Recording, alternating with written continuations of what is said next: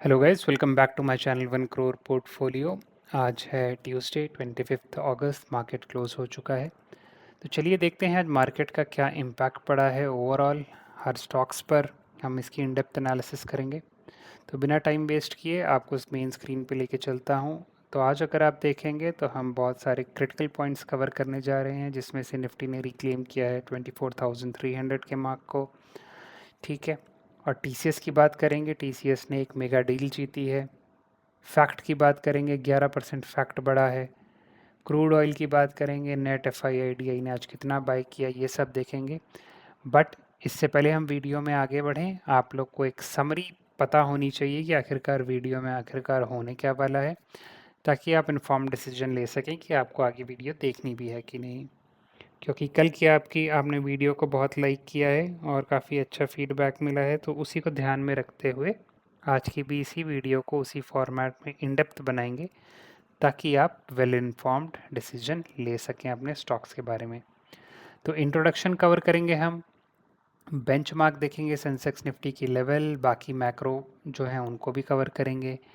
TCS के बारे में बात करेंगे, फैक्ट की बात करेंगे, वोडाफोन आइडिया की बात करेंगे, हिंदुस्तान कॉपर की पूरी इन डेप्थ एनालिसिस करेंगे, ईबिक्स कैश की बात करेंगे कि आखिरकार स्टॉक में आज क्या हुआ, लेंस कार्ड से रिलेटेड न्यूज़ कवर करेंगे, फेडरल बैंक और जना एसएफबी की बात करेंगे, एफकॉन की बात करेंगे, इंडिगो यानी कि इंटरग्लोब एविएशन की इन डेप्थ एनालिसिस करेंगे हम।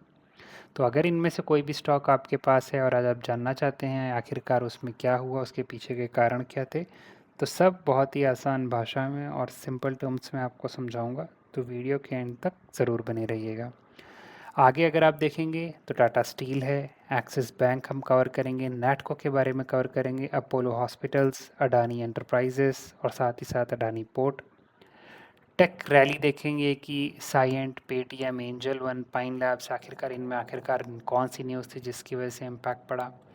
फिर हम लोग महानगर गैस के बारे में बात करेंगे और एजिस लॉजिस्टिक्स के बारे में। एयू स्मॉल फाइनेंस बैंक के बारे में बात करेंगे, हिंदुस्तान यूनिलीवर को देखेंगे हम लोग। फिर हम फाइनली देखेंगे आज दिन भर अलग अलग सेक्टर्स में क्या हुआ और इंस्टीट्यूशंस ने कहाँ कहाँ लिक्विडिटी करी है। इसी के साथ साथ कल के दिन की हमारी क्या स्ट्रैटेजी होनी चाहिए, सपोर्ट रेजिस्टेंस के लेवल क्या हैं और कल के मार्केट को इम्पैक्ट करने वाले कैटलिस्ट कौन कौन से हो सकते हैं। तो अब आप एक इन्फॉर्म डिसीजन ले सकते हैं कि आपको वीडियो देखनी है कि नहीं, क्योंकि हम ये सारे पॉइंट्स अभी इसमें कवर करेंगे। तो वीडियो लंबी हो सकती है, वीडियो के एंड तक ज़रूर बने रहिए। और अगर आपको लगता है कि इनमें से आप स्पेसिफिक स्टॉक के ही बारे में जानना चाहिए, तो आप वीडियो जंप करके वहाँ पे भी देख सकते हैं। लेकिन अगर आप पूरी वीडियो देखेंगे तो आप डेफिनेटली चैनल को सपोर्ट करेंगे। तो चलिए इसी के साथ आगे बढ़ते हैं, और एक रिमाइंडर है कि आप चैनल को सब्सक्राइब करिए, ताकि आप ऐसे ही सारे स्टॉक रिलेटेड न्यूज़ से अपडेटेड रह सकें। तो बढ़ते हैं आगे, पहले सारे बेंचमार्क हम लोग देख लेते हैं। आपकी स्क्रीन पर सारे बेंचमार्क का लेवल दिख ही रहा होगा, लेकिन पहले हम इम्पॉर्टेंट इसकी न्यूज़ कवर करते हैं, आखिरकार हुआ क्या। ठीक है। तो निफ्टी की अगर आप बात करेंगे तो निफ्टी ने आज सक्सेसफुली अपने लेवल को सस्टेन किया है, 24,300 पे जाके बंद हुआ है, डिस्पाइट मार्केट में काफ़ी ज़्यादा बहुत वॉलेटिलिटी थी उसके बावजूद। रुपए की बात करेंगे तो रुपए इम्प्रूव किया है 24 पैसे के साथ, और 95 रुपये 46 पैसे पे जाकर अब बंद हुआ है। ब्रेंट क्रूड ऑयल की अगर आप बात करेंगे तो वो आज 3% से गिरा है और फाइनली सेटल हुआ है $89.41 पे पर बैरल, जो कि एक रिलीफ हमें देता है इन्फ्लेशन के फ्रंट पे। इंडिया की वॉलेटिलिटी इंडेक्स की अगर आप बात करेंगे तो वो भी थोड़ा अब कूल डाउन हुआ है, जो कि अच्छी बात है। लगभग 4% से वो आज गिरा है, जिससे वो बेसिकली वॉलेटिलिटी इंडेक्स हमें क्या बता रहा है कि मार्केट में थोड़ा डर अब कम हुआ है, जिससे अब वो पॉजिटिव साइड जाने के चांसेस रखता है। ओवरऑल मार्केट ब्रेथ की अगर आप बात करेंगे तो ब्रेथ मतलब कि जितने भी स्टॉक्स हैं उनमें आज आखिरकार हुआ क्या। ठीक है, तो 1040 स्टॉक्स आज पॉजिटिव में जाके बंद हुए हैं और 1645 नेगेटिव में जाके बंद हुए हैं। ये क्या दिखाता है कि हमें सेलेक्टिव बाइंग आज के दिन कुछ लार्ज कैप स्टॉक्स में देखने को मिली। ओके। और बाकी ये आप लेवल आपकी स्क्रीन पे देख ही सकते हैं कि निफ्टी 0.48% बढ़ा, सेंसेक्स 0.3% बढ़ा है, बैंक निफ्टी आज के दिन गिरा है 0.06, और निफ्टी मिड कैप भी आज के दिन बढ़ा है 0.5% के साथ। इंस्टीट्यूशनल बाइंग अगर आप देखेंगे तो आज के दिन एफआईआई ने भी बाई किया है, फॉरेन इन्वेस्टर्स ने भी और डोमेस्टिक ने भी। फॉरेन का अगर आप देखेंगे तो 1181 सीआर का उन्होंने बाई किया और डोमेस्टिक्स ने उनको बीट करते हुए 2493 करोड़ की आज बाइंग देखने को मिली है। तो इससे आपको इन जनरल आइडिया लग गया होगा कि आज दिन भर मार्केट में ओवरऑल सेंटिमेंट पॉजिटिव साइड ही था। अब हम बढ़ते हैं अपने पहले स्टॉक की तरफ जो कि है टीसीएस, आईटी सेक्टर से बिलोंग करता है। ठीक है, आज के दिन ये 1.1% से गिरा है, बट जो अगर न्यूज़ की बात करेंगे तो एक गुड न्यूज़ आई है जो कि स्ट्रैटेजिक मेगा कॉन्ट्रैक्ट है। तो हुआ क्या है, टीसीएस ने सिक्योर किया है 5 साल के लिए 1.45 बिलियन जो कि 12,100 करोड़ का कॉन्ट्रैक्ट है। German luxury car maker company है जो पोर्शे, उसके साथ एआई का for cloud driven digital mobility transformation. तो समझ रहे हैं आप कि पोर्शे के साथ टीसीएस ने एक 5 साल का कॉन्ट्रैक्ट विन किया है जिसकी वैल्यू 12,000 करोड़ रुपए की है। ठीक है, और वो करेंगे क्या कि जो उनके कार में एआई टेक्नोलॉजी है, क्लाउड के साथ इंटीग्रेशन करके, जैसे टेस्ला की कार्स चलती हैं ऑटोनॉमस ड्राइविंग की तरफ यूजिंग एआई, उसको अब टीसीएस सपोर्ट करेगा। और उसके आगे का पॉइंट है, TCS also agreed to acquire 100% of Porsche Consulting subsidiary MHP for $320 million, जो कि बनता है 3,100 करोड़। ठीक है, क्या मतलब है कि TCS अब बाय करेगी जो पोर्शे की जो कंसल्टेंसी सब्सिडियरी थी MHP, उसको 320 मिलियन यूरो में TCS एक्वायर कर रही है, 100% एक्वायर कर रही है। तो ये भी एक दूसरा रीज़न है। अगर आप बात करेंगे इसका फाइनेंशियल इम्पैक्ट है क्या, so the deal provides massive multi year revenue visibility in high margin automobile engineering IT segment. तो जो भी टीसीएस के स्टॉक होल्डर हैं उनके लिए न्यूज़ इस सेंस में पॉजिटिव है कि एक clear cut multi year revenue का हमें विजिबिलिटी अब दिख रही है कि अगर टीसीएस पोर्शे टाइप की कंपनी के लिए इतना बड़ा प्रोजेक्ट उठाएगी तो उनके रेवेन्यू काइंड ऑफ फिक्स हैं। ठीक है, the minus top dip reflects market evaluation and integration cost to the MHP acquisition. जो ये हल्का सा आज के दिन आप पूछ सकते हैं कि जब इतनी अच्छी न्यूज़ है तो मार्केट स्टॉक नेगेटिव में क्यों गया, राइट। तो ये कि मार्केट की इवैल्यूएशन के हिसाब से जो अभी ये लोग बाय कर रहे हैं ना, ये सेकंड पार्ट जो है उसकी जो सब्सिडियरी एमएचपी है उसको जो बाय कर रहे हैं, उसके एक्विजिशन और इंटीग्रेशन कॉस्ट में थोड़ा लोग को यहाँ पे नेगेटिव थोड़ा सा हल्का सा देखने को मिला, बट लॉन्ग टर्म में बहुत ही ज़्यादा पॉजिटिव न्यूज़ है। आगे बढ़ते हैं हम लोग फैक्ट की तरफ। Okay, so Russia India raw material supply deal. So ये एक डील हुई है जिसकी वजह से इंट्राडे में हमें गेन देखने को मिला है फैक्ट में 11.4% का। तो हुआ क्या है, basically surged 11.4% following high-level diplomatic talks between India and Russia confirming long-term uninterrupted supply of critical fertilizer, raw material and energy feedstocks। तो इंडिया यूएस के बीच में एक हाई लेवल डिप्लोमेटिक टॉक हुई है जिसके साथ ये कंफर्म किया गया है कि लॉन्ग टर्म तक इंडिया को अनइंटरप्टेड फर्टिलाइजर्स और रॉ मटेरियल और एनर्जी के फीड स्टॉक्स मिलते रहेंगे। ठीक है, तो ये एक पॉजिटिव न्यूज़ है जिसकी वजह से ये स्टॉक 11% आज के दिन भागा है। So resolves long standing supply chain bottleneck and protect the balance sheet against global raw material cost inflation. तो काफ़ी टाइम से इस पे के ऊपर बात चल रही थी और बात यहीं पे आके अटक जा रही थी कि रॉ मटेरियल की सप्लाई में कोई इशू ना आए, तो वो अब काइंड ऑफ रिजॉल्व हो गया है। Position for significant operating margin expansion as input cost visibility improve the domestic demand for fertiliser remains robust. तो इससे क्या पता लगता है कि इंडिया में फर्टिलाइज़र की डिमांड तो कम अब होने नहीं वाली। ठीक है, वो तो पहले भी कम नहीं थी, अभी भी नहीं होगी। तो डिमांड तो थी, बेसिकली सप्लाई में प्रॉब्लम आ रही थी क्योंकि रॉ मटेरियल की सप्लाई में इशू आ रहा था, बट अब वो भी सॉर्ट आउट हो गया है। तो काइंड ऑफ रेवेन्यू अब गारंटीड है क्योंकि फर्टिलाइज़र तो बिकेंगे ही। मेन बात ये है कि क्या फर्टिलाइज़र को बनाने में कोई अब दिक्कत अब नहीं आएगी, जो कि अच्छी बात है। आगे हम लोग बढ़ते हैं वोडाफोन आइडिया की तरफ। वोडाफोन आइडिया आज 8% का इसने भी जंप मारा है। ठीक है, एक्चुअली हुआ क्या, Strong buying momentum triggered by reports of progress in term loan syndication and debt funding with the bank consortium led by SBI. Okay, तो जो लोन मिलने वाला था और जो डेट की फंडिंग के लिए एसबीआई के साथ, उस न्यूज़ को सुनते हुए बैंक वोडाफोन आइडिया में हमें आज ये रैली देखने को मिली। ठीक है, तो उसने बेसिकली जब ये न्यूज़ आई कि लोन और डेट की जो फंडिंग है वो एसबीआई स्टार्ट कर सकता है, तो इस न्यूज़ के बाद हमें स्ट्रॉन्ग बाइंग देखने को मिली है, जिससे ये मोमेंटम ट्रिगर हुआ था। तो इससे इम्पैक्ट क्या आता है बेसिकली, ठीक है, फाइनेंशियल इम्पैक्ट और की टेक अवे क्या है इस न्यूज़ के, कि जो ये 8% भागा है, ये तो केवल न्यूज़ हो गई कि ठीक है एसबीआई कुछ कर रहा है, बट उस क्या कर रहा है, उसका असर क्या पड़ेगा, वो हम लोग बगल में समझते हैं। So paves the way to finalise critical 4G expansion, 5G network equipment order with vendor, easing liquidity constraint and defending market share. तो बेसिकली अब इससे 4G वोडाफोन एक्सपैंड कर पाएगा और साथ ही साथ 5G नेटवर्क के इक्विपमेंट भी बाय कर पाएगा। ठीक है, क्योंकि वेंडर्स के साथ ये 5G के पूरे इक्विपमेंट खरीदने के लिए पैसे तो लगेंगे। ठीक है, तो सिंडिकेशन, ये जो पूरा बैंक है, इसको लीड कौन कर रहा है, एसबीआई ग्रुप। नेटवर्क एक्सपेंशन में अब हेल्प करेगा और इम्प्रूव्ड लिक्विडिटी आउटलुक। ठीक है, तो इससे क्या होगा कि जो मार्केट में जब इनका पैसा आएगा, थोड़ी लिक्विडिटी भी अब बढ़ेगी इनके स्टॉक की। आगे बढ़ते हैं हम लोग हिंदुस्तान कॉपर की तरफ। तो ये एक बैड न्यूज़ है, तब ये रेड में है, इससे आपको आइडिया मिल जाएगा। आज 7.2% गिरा है। क्यों गिरा है?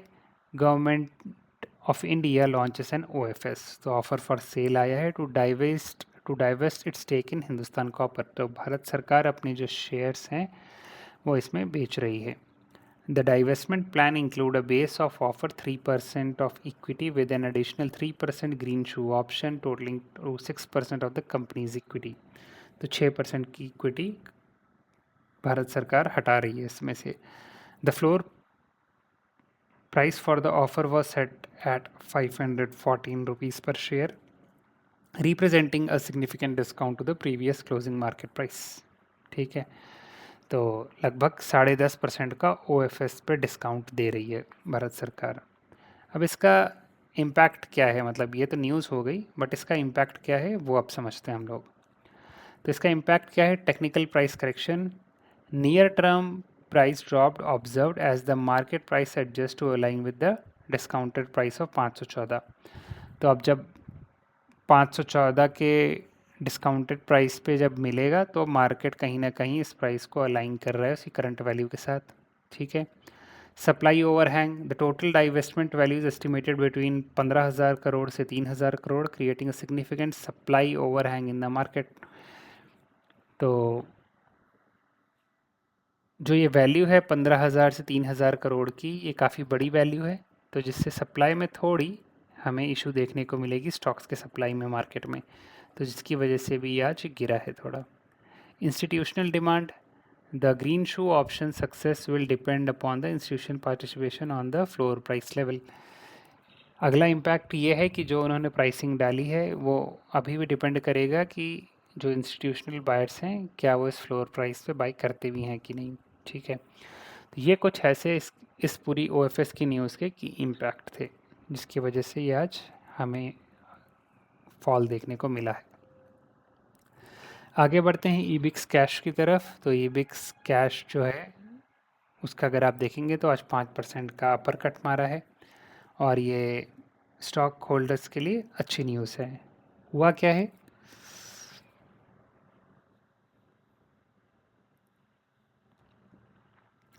तो इसने छठवीं बार लगातार अपना स्ट्रेट अपर सर्किट मारा है, यानी कि लगभग अब 36% बढ़ चुका है। On deploying 1 crore NCMC, that is National Common Mobility Cards for MSRTC, and receiving RBI approval for cross-border trade remittances under AD2 licence. ठीक है, तो न्यूज़ क्या है? न्यूज़ ये हुई है कि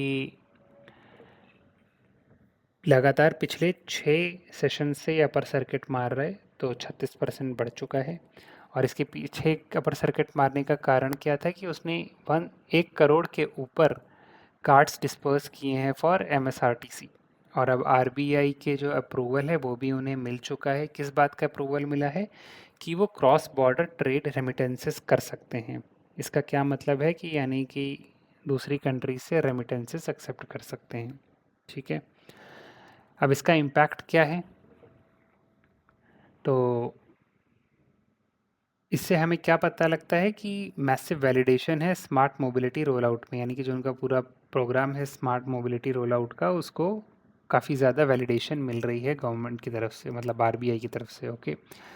दूसरा पॉइंट क्या इम्पैक्ट करने वाला है इस न्यूज़ का? Direct entry into the lucrative international trade payment, यानी कि इंटरनेशनल ट्रेड पेमेंट, यानी दूसरे देश से पैसा अब ये लोग लेना देना सपोर्ट कर रहे हैं, उससे मार्जिन काफ़ी तगड़ा होता है। Okay. Expends addressable market significantly for the payment solution business. अपना मार्केट भी अब बढ़ा रहे हैं, केवल इंडिया स्पेसिफिक नहीं है, क्रॉस बॉर्डर यानी दूसरे ग्लोबल अब हो रहे हैं काइंड ऑफ। ठीक है, एक कंट्री स्पेसिफिक नहीं है, ग्लोबल अभी लोग चाह रहे हैं। तो ये कारण थे जिसकी वजह से इबिक्स कैश आज अपर सर्किट मारा है। आगे हम लोग देखते हैं लेंसकार्ट की तरफ। तो लेंसकार्ट से रिलेटेड क्या न्यूज़ आई है? SoftBank sold 2.5% stake in Lenskart worth rupees 2888 crore. तो सॉफ्ट बैंक ने लगभग अपना 2.5% का स्टेक बेच दिया है, जो कि 2888 करोड़ के करीब का है। The entire block was efficiently absorbed bye marquee institutional investors like Goldman Sachs, Societe Generale, Motilal Oswal, Vanguard, SBI and HDFC mutual fund.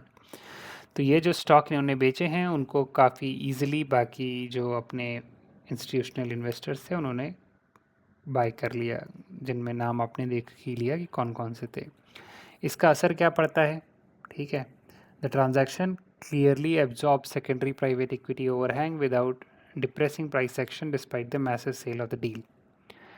यानी कि इतना बड़ा सेल ऑफ होने के बावजूद, ठीक है, कोई इम्पैक्ट नहीं पड़ा क्योंकि दूसरे बड़े इंस्टीट्यूशनल बायर्स बैठे थे खरीदने के लिए। Okay. By replacing existing soft bank with stable long term institutional capital and domestic mutual funds, Lenskart standards institutional share holding base. This transaction or transition is seen as sign of investor confidence in the real Majors growth trajectory। तो इससे असर या आपको अच्छी बात Lenskart की तरफ ये पता लगती है कि दो चीज़ हुई हैं। पहली बात, अब तक जैसे कि ये 3000 करोड़ के शेयर एक ही कंपनी के पास थे जो कि थी सॉफ्ट बैंक। ठीक है, तो पहली बात तो लेंसकार्ट ने अपने बायर्स को डाइवर्सिफाई किया, और वो भी छोटे मोटे बायर्स नहीं थे, long term institutional capital domestic और ग्लोबल म्यूचुअल फंड्स हैं। ठीक है, कोई यहाँ पे आप देखेंगे बड़े बड़े नाम हैं, गोल्डमैन सैक हो गई, सोसाइटी जनरल होगी, ये सब तो दोनों बाहर की हैं। फिर मोतीलाल, एसबीआई, एचडीएफसी, ये सब डोमेस्टिक हैं। तो अपने पूरे पोर्टफोलियो को लेंसकार्ट ने डाइवर्सिफाई किया है। ठीक है, तो अब एक के बजाय बहुत सारे बायर्स हैं, और वो भी एक जगह कंसंट्रेटेड नहीं है, अलग अलग कंट्रीज़ के खूब बड़े बड़े इंस्टीट्यूशंस हैं। ठीक है, लेंसकार्ट हो गया। आगे बढ़ते हम लोग फेडरल बैंक की तरफ। तो फेडरल बैंक एंड जना एसएफबी M&A र्यूमर डिनाइड। ठीक है, तो जो M&A का जो र्यूमर चल रहा था, ठीक है, उसको फेडरल बैंक एंड जना एसएफबी ने मना किया है। एसएफबी मतलब स्मॉल फाइनेंशियल बैंक जो है। So Federal Bank issued a regulatory clarification denying reports of controlling stake buying out. ठीक है, इन जना स्मॉल फाइनेंस बैंक।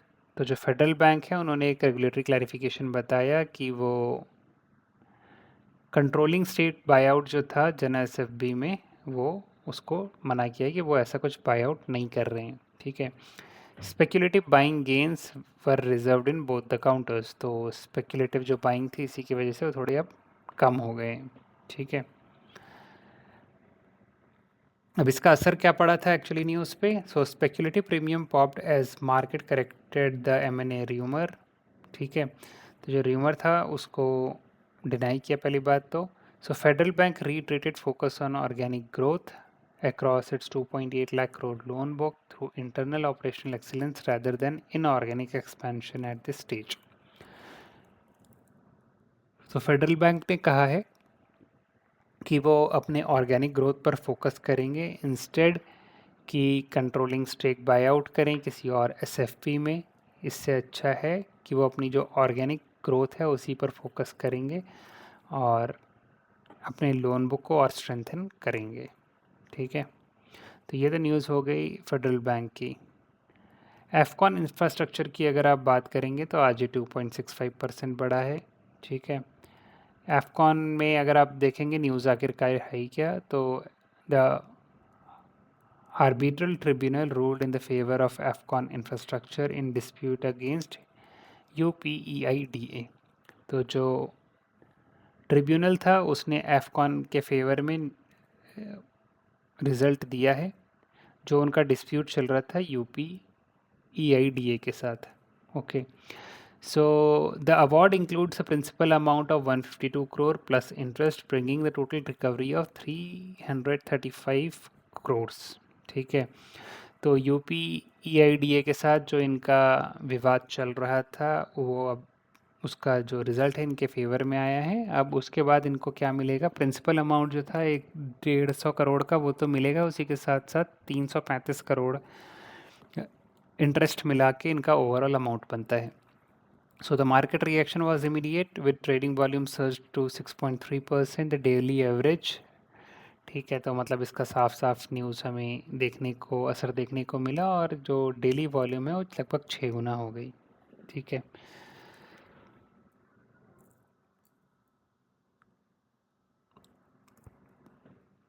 तो ये तो हो गई आपकी न्यूज़।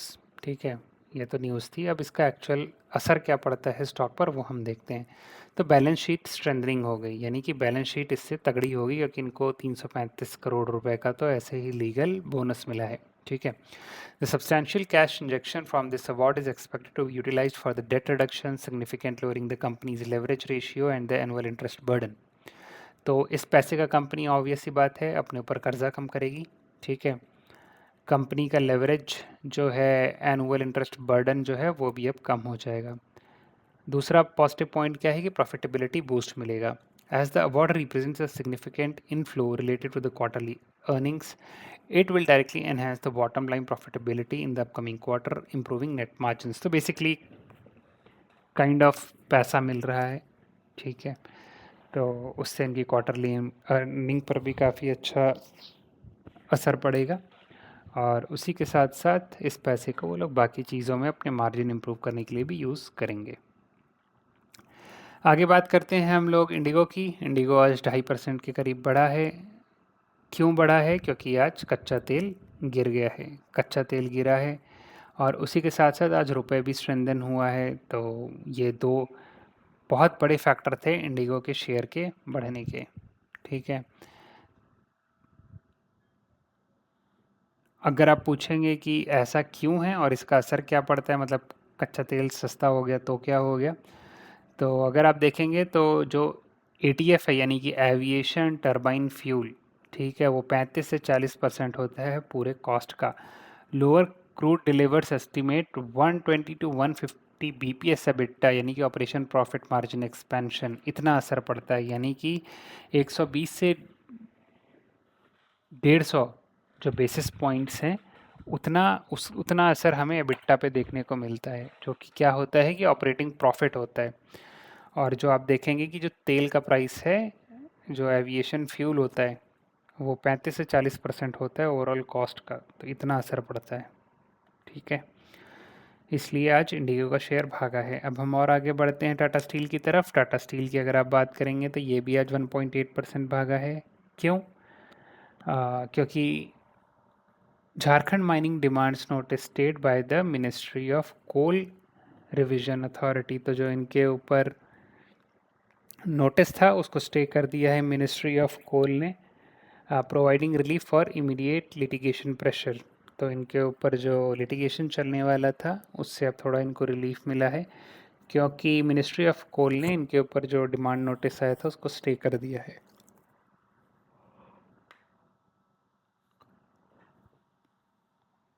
तो उसके बाद जो हमारे ब्रोकरेज थे जैसे कि ब्रिकवर्क रेटिंग, उन्होंने अपग्रेड कर दिया है क्रेडिट रेटिंग टाटा स्टील की ए प्लस यानी कि stable for 4,000 crore non convertible debentures reflecting improved solvency and execution confidence. तो जो हमारे ब्रोकरेजेस हैं उसको पहली बात इसको अपग्रेड किया है, और उसी के साथ साथ क्या है कि अब इनका एग्जीक्यूशन में कॉन्फिडेंस शो करता है। तो ये तो हो गई हमारी news.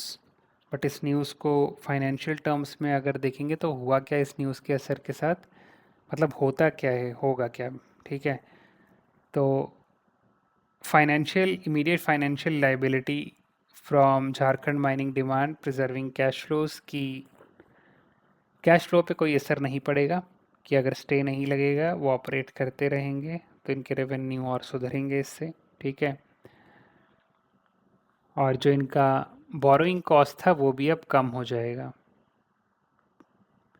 Strengthens the overall balance sheet and enhances investors' confidence in the long-term debt servicing capability।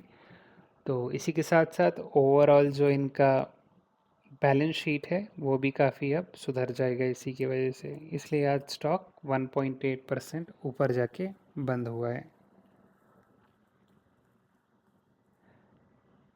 आगे हम लोग बढ़ते हैं एक्सिस बैंक की तरफ। क्या हुआ है एक्सिस बैंक में, अगर आप वो देखेंगे तो एक्सिस बैंक पॉजिटिव में जाके बंद हुआ है। ठीक है, और सेबी का बेसिकली क्लियरेंस मिला है। So SEBI has concluded and disposed of all proceeding regarding Axis Bank stake acquisition in the Max Life Insurance. The regulator find no adverse finding in the 3,912 crore deal, effectively closing the investigation that has monitored the transaction's compliance with market norms. तो जो axis bank ने stake acquire किए थे अपने max life insurance में, उसको लेकर सेबी की फाइंडिंग्स चल रही थी। अब फाइनली वो इन्वेस्टिगेशन क्लोज हो गई है। ये जो पूरी डील हुई थी 3,912 करोड़ की हुई थी, और सेबी ने इसमें कुछ गलत नहीं पाया है, सब कुछ मार्केट नॉर्म्स के हिसाब से हुआ है। तो फाइनली इन्वेस्टिगेशन बंद हो गई, जिसको मार्केट ने अच्छे साइड में देखा है। तो ये तो हो गई हमारी न्यूज़। ठीक है, इसका अब फ़ायदा क्या हुआ है, तो इससे ये स्टॉक इन्वेस्टर्स के लिए गुड न्यूज़ है कि अब कोई रेगुलेटरी रिस्क नहीं है। ठीक है, यानी कि सेबी कोई प्रोसीडिंग नहीं करेगा, कुछ इश्यूज़ नहीं हैं, ओवरऑल सब कुछ सही है। ठीक है, integration and synergy potential clearance paves away for the deeper bank assurance distribution synergies. ठीक है, मतलब बेसिकली दोनों और अच्छे से मिलकर काम कर सकेंगे, दोनों एक दूसरे को सपोर्ट करेंगे और कुछ इसमें इशू नहीं आएगा। इसी के साथ साथ MFSL के जो शेयर हैं उसको मार्केट ने पॉजिटिव लेते हुए 1.25% के साथ ऊपर जाके बंद हुआ है। और ये अब क्या बताता है, long term partnership between the India's third largest private lender and life insurance. तो अब इंडिया का जो तीसरा सबसे बड़ा प्राइवेट लेंडर है और लाइफ इंश्योरेंस के बीच में एक अच्छा खासा समझौता हो गया है। आगे बढ़ते हैं हम लोग नाटको फार्मा की तरफ। तो ये एक बैड न्यूज़ है, रेगुलेटरी स्क्रूटनी सामने आई है, 1.5% स्टॉक गिरा है। हुआ क्या है, FDA observation and strategic investment, the US FDA issue form 483 with 4 observation for Natco's Hyderabad facility following a recent inspection. तो जो US की FD है उसने हैदराबाद फैसिलिटी पे इंस्पेक्शन किया और उसके बाद उनको कुछ वायलेशंस मिले। Separately the company invested an additional 14 million in the US biotech firm eGenesis, bringing its total commitment to 22 million. तो ऊपर वाली न्यूज़ तो नेगेटिव थी, उसके साथ ही साथ दूसरी एक न्यूज़ भी है कि कंपनी ने 14 मिलियन US के बायोटेक फर्म eGenesis में इन्वेस्ट किया है, जिसी के साथ साथ उनका अब eGenesis में टोटल इन्वेस्टमेंट अब 22 मिलियन का हो गया है। बट जो नेगेटिव न्यूज़ थी वो ऊपर वाली थी कि US FDA ने इंस्पेक्शन किया और उनको वायलेशंस मिले हैं। तो इसका असर क्या है, ठीक है। तो the near term compliance overhang expected as US generic drug shipment from the Hyderabad facility is clear. तो जब तक ये जो इनके ऊपर इंस्पेक्शन जो हुआ था उसके बाद जो अभी कंप्लायंस का जो अभी इशू आया है, जब तक वो क्लियर नहीं होता तब तक ये हैदराबाद फैसिलिटी से अपने यूएस में प्रोडक्ट शिप नहीं कर पाएंगे। ठीक है। बाकी अगर जो दूसरी न्यूज़ थी इसकी अगर आप बात करेंगे तो स्ट्रैटेजिक लॉन्ग टर्म बेट है, यानी कि एक अच्छा बेट है कि अगर, क्योंकि ये एक बायोटेक इनोवेशन फर्म है ईजेनेसिस, और अगर वो चल गया तो काफ़ी अच्छी एक क्या कहते हैं पार्टनरशिप हमें देखने को मिल सकती है। और balancing regulatory challenges in the core generics with expansion, high risk and high reward global R&D। तो बेसिकली उन्होंने ऐसी कंपनी में इन्वेस्ट किया है जिससे जो कि हाई रिस्क हाई रिवॉर्ड वाली है। ठीक है। अगर जेनेरिक्स की जो दवाइयाँ हैं अगर उसमें इनकी R&D सक्सेसफुल होती है तो काफ़ी ज़्यादा रिटर्न भी इन्हें मिल सकता है। आगे बात करेंगे अपोलो हॉस्पिटल्स की, तो पहली बार डिविडेंड मिल रहा है 4 रुपये पर शेयर का। ठीक है। अगर हम बात करें आगे क्या हुआ, तो अपोलो हॉस्पिटल ने रिपोर्ट किया है रोबस्ट रेवेन्यू 25,228 करोड़ का, और उन्हें नेट प्रॉफिट हुआ है 1,957 करोड़ का, और ये उन्होंने बताया अपने 45th AGM में। ठीक है। The board has approved a final dividend of 10 रुपये पर शेयर, रिफ्लेक्टिंग अ स्ट्रॉन्ग 200% पे out ratio two share holders. तो 10 रुपये पर शेयर आपको डिविडेंड मिलेगा। तो इस न्यूज़ का मतलब क्या है, बेसिकली ऑपरेशनल एफिशिएंसी और market power kind of show करता है। ठीक है। तो जो ये अपना हेल्थ केयर जॉइंट है अपना कैश फ्लो बढ़ा रहा है, कैश फ्लो इनका बढ़ा है अब 2,855 करोड़ का, जो इनको एम्पल लिक्विडिटी देता है आगे और इंडिया में ग्रो करने के लिए। Consistent 68% plus occupancy across its networks reinforce its market leadership। ठीक है। The high occupancy combined with specialized healthcare offering grants Apollo hospitals significant pricing power, allowing for margin protection in an inflationary environment। Basically इनके पास अब पैसा रहेगा तो अब India में और ग्रो कर सकते हैं। तो इनका जो ये क्वार्टरली रिजल्ट आया है, मतलब एजीएम में जो इनका 45th एजीएम हुआ है उसमें इन्होंने जो पूरा अनाउंस किया है, इनके ग्रोथ को काफ़ी अच्छे से शोकेस करता है। आगे बढ़ते हैं अडानी एंटरप्राइजेस अडानी पोर्ट्स की तरफ। तो जो अडानी एंटरप्राइजेस है 3% बढ़ा, अडानी पोर्ट्स 1.85% बढ़ा है। सो lead Nifty 50 gainers on short term covering sustained DII buying aided by falling energy import prices and record cargo volumes at ports।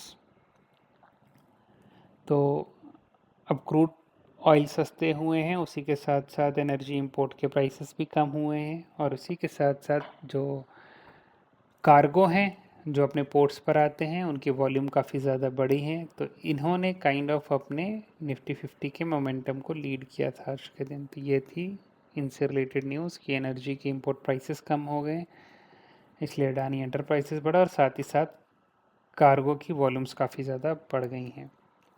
Top point contributor Nifty 50 166 point rebound demonstrates critical systematic weight in stabilizing benchmark index। तो अगर आप देखेंगे तो ये दोनों top contributors थे आज के दिन निफ्टी 50 में, 116 पॉइंट इन्होंने कंट्रीब्यूट किया दोनों ने मिलकर। ये दिखाते हैं कि आज जो अपना पूरे मार्केट का कोर इंडेक्स है उसको स्टेबलाइज करने का जिन्होंने काम किया है। आगे बढ़ते हैं हम लोग टेक रैली यानी कि Paytm Angel One Pine Lab की तरफ। सो बेसिकली आज हुआ क्या है, broad based rally across engineering, IT, digital broking, tracking easing bond yields and record derivative turnover on the expiry day। So record trading activity boost transaction fee revenue for the broking platform, ER&D spending supports। So basically आज expiry day था। ठीक है। अगर expiry day था तो खूब ज़्यादा आज के दिन ट्रांजैक्शन देखने को मिली, तो ट्रांजैक्शन फ़ी भी लगेगी। ट्रांजैक्शन फ़ी लगेगी तो इन कंपनीज़ का रेवेन्यू बढ़ेगा क्योंकि ये ब्रोकिंग प्लेटफॉर्म्स हैं। ये है सिंपल सी न्यूज़ कि आज ये लोग क्यों भागे हैं, क्योंकि आज था एक्सपायरी डे। तो उसी की वजह से आज 7% भागा, पेटीएम 5.8%, एंजल वन 5.2%। बट पीछे का कारण यही था कि आज ट्रांजैक्शंस काफ़ी ज़्यादा हुए हैं इसलिए। आगे बढ़ते हैं हम लोग महानगर गैस की तरफ एंड एजिस लॉजिस्टिक्स। हुआ क्या है? सो एमजीएल अप्रूव्ड 30 रुपये पर शेयर डिविडेंड। तो एमजीएल ने तो 30 रुपये पर शेयर डिविडेंड अनाउंस किया है, जिसने सिग्नल किया कि शेयर होल्डरों को काफ़ी तगड़ा रिटर्न मिलेगा। और एजिस की बात करें तो Aegis signed a definitive deal to acquire 36,000 metric tonne ammonia storage terminal at Pipavav port, strengthening its energy logistic footprint. तो उन्होंने एक डील जीती है 36,000 मीट्रिक टन की, जिसकी वजह से एजिस भागा है। तो एमटीएनएल की बात करेंगे तो 30 रुपये का डिविडेंड मिल रहा है, ठीक है, इसलिए भागा है। एजिस की बात करेंगे तो एजिस ने क्योंकि एक डील जीती है उसकी वजह से उनका ये आज के दिन हमें पॉजिटिव साइड देखने को मिला है। आगे बढ़ते हैं एयू बैंक की तरफ। आज 1.71% ये भागा है। एक गुड न्यूज़ है, 52 वीक्स हाई ब्रेकआउट हमें देखने को मिला है। हुआ क्या? जो एयू बैंक है उसने अपने 52 वीक्स हाई को टच किया है, जो अपने पीयर्स हैं जैसे प्राइवेट सेक्टर बैंक, उनको बीट करते हुए। और ये हुआ क्यों है? क्योंकि post merger branch deposit accretion and sustain buying in the interest in domestic institutional buyers. तो मर्जर के बाद लोगों ने इसको काफ़ी अच्छे साइड में इस न्यूज़ को लिया है, जिसकी वजह से हमें फ्रेश बाइंग देखने को मिली थी। तो इससे होगा क्या? Basically the banks return on assets and its rapidly expanding retail deposit base have solidified its market position। Basically लोग खाते ज़्यादा खोल रहे हैं, इनके रिटर्न ऑन एसेट इनको काफ़ी अच्छे मिल रहे हैं। उसी के साथ साथ ये स्मॉल फाइनेंस बैंक के स्पेस में काफ़ी स्ट्रॉन्ग कंपोनेंट बन के उभर के सामने आ रहा है, ठीक है। अगर आप टेक्निकल पर्सपेक्टिव से बात करेंगे तो ये अपने 52 वीक्स के हाई को ब्रेक कर चुका है, जो कि एक कॉन्फिडेंस शो करता है। तो ये बात थी एयू स्मॉल फाइनेंस बैंक की। आगे हम लोग बढ़ेंगे हिंदुस्तान यूनिलीवर की तरफ। तो आज आखिरकार हुआ क्या? ये जस्ट उसका ऑपोजिट है। अभी जो हमने न्यूज़ कवर करी, इसने न्यू 52 वीक्स लो को टच किया है। एक स्टॉक है जो 52 वीक्स हाई को टच किया, ये है दूसरा स्टॉक जो 52 वीक्स लो को टच किया है। क्यों? क्योंकि एफआईआई ने, जो फॉरेन इन्वेस्टर्स हैं, उन्होंने अपने स्टेक बेच दिए हैं। 48% से अब वो लोग 41% पर आ गए। लगभग 7% का फॉल देखने को मिला है पिछले 12 महीने में। क्यों? क्योंकि रूरल एरिया में बाइंग हमारी कम हो गई है। इसका इम्पैक्ट क्या है? Multi year under performance recorded with a 22.9% return over 5 year period. तो ये है सबसे बुरी बात, जिसकी वजह से एफआईआई छोड़ के इसको भाग गए। बुरी खबर क्या है कि पिछले 5 साल में 22.9 यानी लगभग 23% नेगेटिव में रिटर्न मिला है, ठीक है। क्यों? क्योंकि जो रूरल कंजम्पशन है वो काफ़ी गिर गए हैं। आगे हम लोग बात करते हैं सेक्टर रोटेशन की। अगर आज के दिन आप बात करेंगे तो आईटी और फिनटेक है टॉप पे रहा है, 2 से 7% हमें देखने को मिला। हेल्थ केयर स्टेबल था। ड्यूरेबल्स आज के दिन स्टेबल थे। शुगर सेक्टर की बात करेंगे तो आज के दिन ये गिरा है लगभग 4.5%। इंस्टीट्यूशनल और डोमेस्टिक बाइंग हम लोग देख चुके हैं, ठीक है। बाकी यहाँ पे आपको सारे सेक्टर देखने को मिल जाएंगे। मेटल भी गिरा है और प्राइवेट बैंक्स भी आज गिरा है, वरना बाकी से हमारे पॉजिटिव में रहे हैं। अब कल की बात करें, कल के दिन का हमारा सेटअप या हमारे लेवल्स क्या होंगे, पहले उसको क्विकली कवर कर लेते हैं।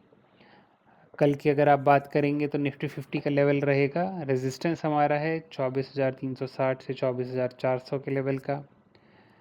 रेजिस्टेंस की बात करेंगे, सॉरी, तो ये है हमारा पहला रेजिस्टेंस जोन 24,360 से 24,400। उसके बाद जो सबसे बड़ा हर्डल रहेगा अगले लेवल का है वो 24,480 से 24,500 के बीच का। ठीक है। सपोर्ट जोन पहला है अपना 24,200 से 24,170। फिर उसके बाद अपना अगला है सपोर्ट लेवल 24,100 से 24,000 का। बैंक निफ्टी की बात करेंगे तो रेजिस्टेंस है हमारा 57,600 से 57,750 तक। अगला अपना अगर आप बोलेंगे मेजर हर्डल यानी कि रेजिस्टेंस जो है 58,000 का है। ठीक है। कल के दिन हमारे जो मेजर कैटलिस्ट रहने वाले हैं जिन पे हमारी न्यूज़ नज़र रहनी चाहिए वो है एनवीडिया के Q2 के अर्निंग्स जो कि डिसाइड करेंगे ग्लोबल के टेक सेंटिमेंट और एआई का जो नैरेटिव चल रहा है उसे। ब्रेंट क्रूल के प्राइस पे असर रहना चाहिए, $90 के नीचे ही रहना चाहिए इसे। और यूएस पीसीई इन्फ्लेशन के डेटा को भी कल हम लोग पे हमारी नज़र रहनी चाहिए। ये सारी चीज़ें मैं कल आपको कॉल करके बताऊंगा, तो आप वीडियो में चैनल को सब्सक्राइब करके रखिए ताकि आप इन सब न्यूज़ से भी कल के दिन अपडेटेड रहें। तो ये था गाइस ओवरऑल आज का in depth market analysis. Video काफ़ी लंबी थी लेकिन होपफुली आपको सब कुछ काफ़ी अच्छे से जानने और सीखने को मिला होगा। तो अगर आपने कुछ अच्छी चीज़ लर्न करी है और आपके स्टॉक से रिलेटेड इन्फॉर्मेशन आपको मिली और आप डेली ही ऐसे अपने स्टॉक रिलेटेड न्यूज़ से अपडेटेड रहना चाहते हैं, so please like this video and subscribe to this channel और अपने दोस्तों के साथ इस वीडियो को शेयर करिए। तो मिलता हूँ आपसे कल की वीडियो में। Till that time keep investing.